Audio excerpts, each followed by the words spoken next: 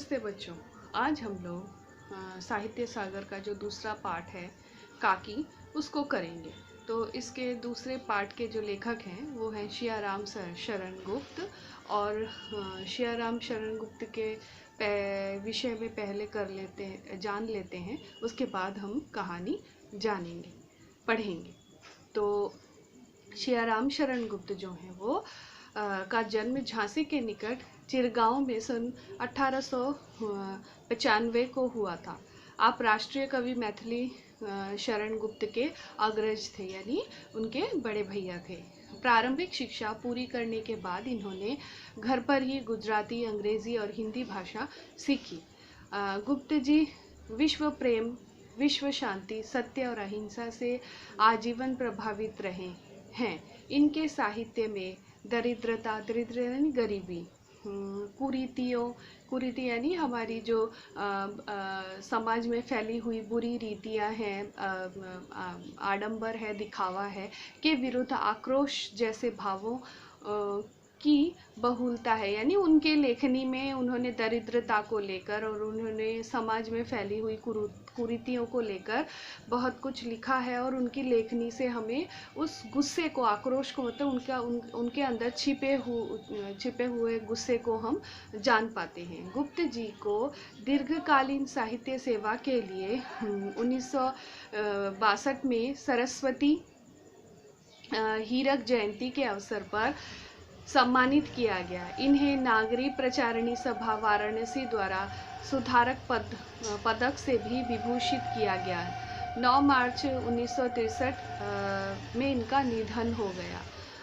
अनाथ, आर्द्र, दुर्वादल इनके काव्य खंड है। तो क्योंकि इनको पहले ही कहा गया है कि ये मूल रूप से कवि थे, तो इनकी कविताएं भी बहुत मशहूर हैं। मानुषी, कहानी संग्रह, पुण्य पर्व, नाटक, अनुरूपा तथा अमृत पुत्र, कविता संग्रह, नारी और गोद, उपन्यास तथा झूठ सच, निबंध संग्रह उल्लेखनीय है। गुप्त जी की भाषा सहज, सरल और व्यवहारिक है। यानी इनकी भाषा जो है वो बहुत ही सहजता से समझी जा सकती है। बहुत ही सरल शब्दों का व्यवहार किया गया है और व्यवहारिक है। यानी जिस भाषा का प्रयोग हम आम जीवन में प्रयोग करते हैं, जिस भाषा में हम आम रूप से बोलते हैं, उस भाषा का यहाँ पर उन्होंने अपनी लेखनी में इन्होंने प्रयोग किया है। तो इसके बाद हम लोग उनकी कहानी काकी को, जो तुम्हारे पाठ में है, उसका पठन करेंगे और साथ में उसको हम लोग विस्तार से जानते भी जाएंगे। काकी जो कहानी है, ये कहानी एक बच्चे की, एक छोटे से बच्चे की है जो 5 साल का है और वो अपनी माँ को शायद काकी कहता था, इसीलिए इस पाठ का नाम काकी रखा गया। लेकिन ये यहाँ पर जो रिश्ता दिखाया गया है उस बच्चे का उस महिला के साथ, वो उसके एक माँ और बेटे का जो रिश्ता होता है उसी का वर्णन यहाँ पर है। तो पाठ कुछ इस तरह से है। उस दिन बड़े सवेरे श्यामू की नींद खुली तो उसने देखा कि घर भर में कोहराम मचा हुआ है। उसकी माँ नीचे से ऊपर तक एक कपड़ा ओढ़े हुए कंबल पर भूमि शयन कर रही है और घर के सब लोग उसे घेर कर बैठे बड़े करुण ढंग से विलाप कर रहे हैं। तो पाठ कुछ इस तरह से कि उस दिन, यानी एक दिन अचानक से सवेरे जैसे ही श्यामू नींद से जगा, उसकी आंखें खुली तो उसने देखा घर भर में कोहराम मचा हुआ है। घर घर में कोहराम मचा हुआ है, यानी लोग चिल्ला चिल्ली कर रहे हैं, शोर मचा हुआ है, रोना पीटना चल रहा है। उसकी माँ नीचे से ऊपर तक एक कंबल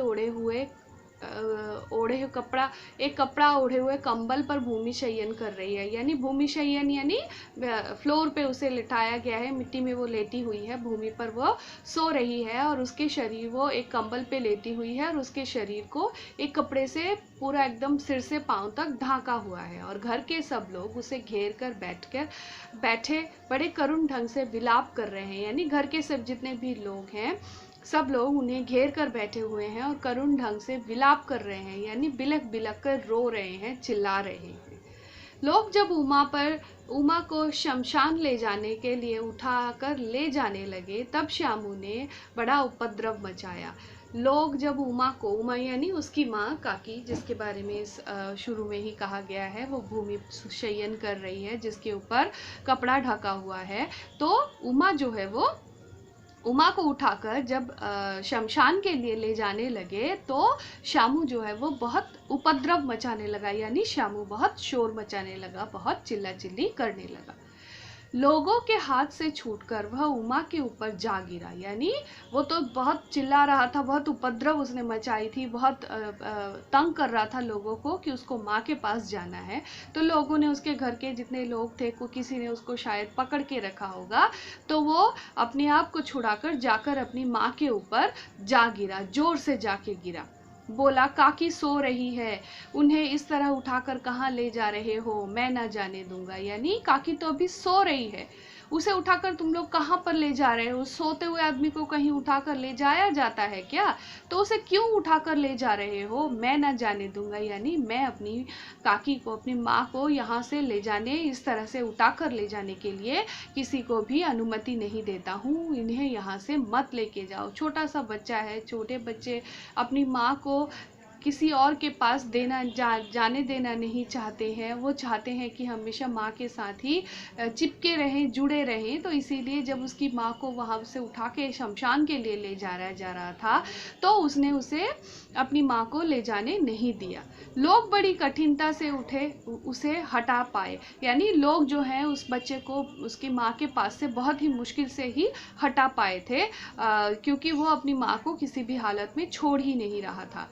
काकी के दाह संस्कार से उसे नहीं जाने दिया, यानी उसे वहाँ पर नहीं लेके गए, उसे शमशान में नहीं लेके गए। एक दासी राम राम करके उसे घर पर ही संभाले रही, यानी घर की जो नौकरानी है उसने बहुत मुश्किल से उसे, बहुत कठिनाई से उसे घर पर ही संभाल कर रखा, क्योंकि वो एक छोटा सा बच्चा था। उसे मृत्यु की बात नहीं समझ में आती, वो नहीं समझ पाता कि उसकी माँ की मृत्यु हो गई है और उसे चिता पर लेटाकर जला दिया जा रहा है, और इन चीज़ों को वो देखता तो उस पर बहुत ज़्यादा बुरा असर पड़ सकता था। इसीलिए उसे शमशान में नहीं ले जाया गया, दाह संस्कार के लिए उसे नहीं ले जाया गया, उसे घर पर ही रखा गया।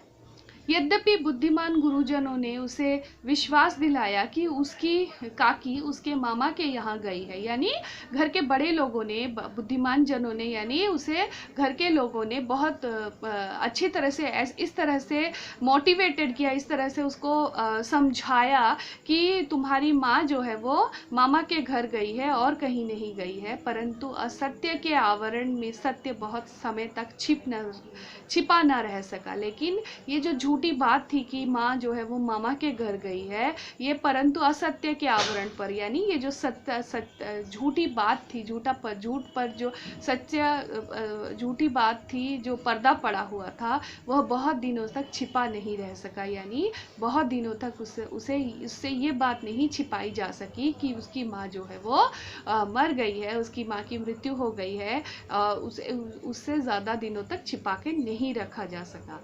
आसपास के अबोध बालकों के मुंह से ही वह प्रकट हो गया, यानी आसपास के जो बच्चे थे उन बच्चों से ही उसे पता चल गया, क्योंकि बच्चे जब आपस में खेलते रहते हैं तो वो बोलते हैं तेरी माँ मर गई है, तेरी माँ मर गई, ऐसी बातें आपस में वो लोग करते ही रहते हैं। तो ऐसे ही उसे भी पता चल गया। अब आसपास के जो मासूम बच्चे थे, नासमझ बच्चे थे, उन बच्चों के मुँह से उसे पता चल गया कि उसकी माँ की मृत्यु हो गई थी। ये बात उससे छिपी ना रह सकी कि काकी कहीं नहीं ऊपर राम के यहाँ गई है, यानी काकी जो है वो कहीं और नहीं, भगवान के पास गई है, राम के पास गई है, उनकी मृत्यु हो चुकी है। काकी के लिए कई दिनों तक लगातार रोते रोते उसका रुदन क्रमशः शांत हो गया, यानी काफी दिनों तक वो अपनी माँ के लिए रोता रहा, रोते रोते उसका जो रोना था वो शांत हो गया। परंतु शोक शांत ना हो सका, लेकिन उसका अंतर मन का जो दुख था, वो रोना तो बंद हो गया, लेकिन अंतर मन का जो दुख था वो शांत नहीं हो सका। वर्षा के अनंतर एक 2 दिन में ही पृथ्वी के ऊपर का पानी तो अगोचर हो जाता है, परंतु भीतर ही भीतर उसकी आर्द्रता जैसे बहुत दिनों तक बनी रहती है। यानी जैसे बारिश होने से धरती के ऊपर, मिट्टी के ऊपर, मिट्टी की जो ऊपरी सतह होती है वहाँ पर पानी 1-2 दिनों तक ठहरा रहता है, लेकिन 2-3 दिनों के बाद वो जो पानी है वो अंदर सोख कर लेते हैं, अंदर चला जाता है, लेकिन ऊपर की जो सतह है वो सूखी ही रहती है। वही हालत इसकी श्यामू की हो चुकी थी, और वैसे ही उसके अंतःस्थल में वह शोक जाकर बस गया था। यानी माँ की मृत्यु का जो शोक था, जो दुख था, वो भी उसके मन के अंदर जाकर छिप गया था। ऊपर से देखने से किसी को भी पता नहीं चलता कि वो अपनी माँ के लिए दुखी है, वो चुपचाप बैठा रहता था। अब वो शांत हो चुका था, अब वो बदमाशी नहीं करता था, अब वो शोर नहीं मचाता था, माँ के लिए वो चिल्लाचिल्ली भी नहीं करता था, वो बहुत शांत हो चुका था।